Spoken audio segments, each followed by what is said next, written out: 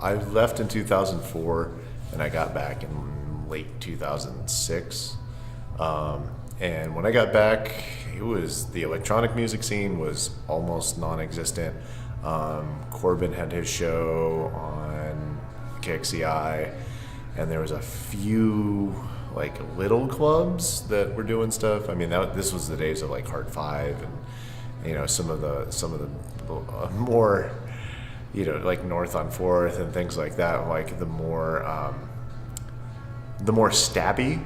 kind of club nights. So like everything was pretty much top 40 hip hop, and Optimist Club was actually kind of the best place to go for any kind of like fun nightlife, but it was still definitely from the window to the wall. I'm just all about dedicating what I can to developing a healthy electronic scene here, and it's not just like EDM or techno or house or bass music. I don't really want to differentiate. I want to make sure that all of those subgenres and subscenes have a nice little sect within the community, but also that we have a nice healthy electronic scene within the community that it's not necessarily the same 20 people at every show you go to. So we started our little collective, and now we had our festival. So we have this kind of outreach to a little bit more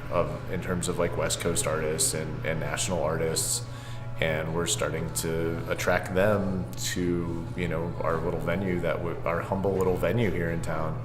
that I hope can develop the way that a warehouse scene should. It's like a strongly independent scene that's not just gonna be like, oh hey, Bud Light is sponsoring this and there's dollar beers, like, so this is where we're gonna go. Like, people are going for the music, people are going for the scene, people are going for the real culture. A few years back, a decent little crew of us, and a lot of the group kind of extended outside of Arizona, but the majority of it was really stationed within Arizona and largely in Tucson. We decided, hey, well, let's have our own event, and let's like get some cool sound and like have some good music and like get all of our DJ friends. Once we started doing that and realizing how much fun we were having and how much energy people were willing to pour into this thing without really getting any monetary compensation, we realized that like we had something that we could actually run with, and it's basically just been like a constant escalation from there. Now that the promotion has kind of established its roots, and especially with its connections to Get Down Productions, and the fact that we now have our own dedicated space for music, now we could start escalating to bigger acts, people who will actually bring a little bit more attention to the local scene, to Tucson, and give us a little bit more credibility, frankly, in like the grander festival community, because that is,